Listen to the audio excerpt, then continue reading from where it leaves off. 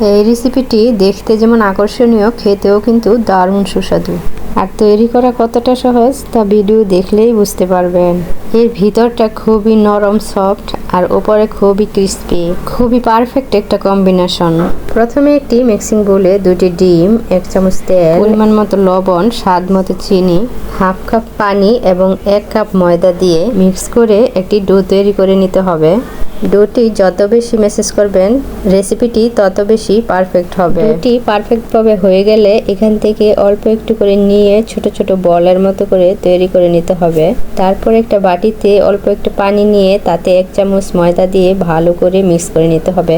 এখন ছোট ছোট বলগুলো পানি এবং ময়দার মিশ্রণের মধ্যে চুবিয়ে তারপর আরেকটি বাটিতে সাদা তিল নিয়ে তাতে গড়িয়ে গড়িয়ে তারপর ডুবো তেলে ছেড়ে দিতে হবে।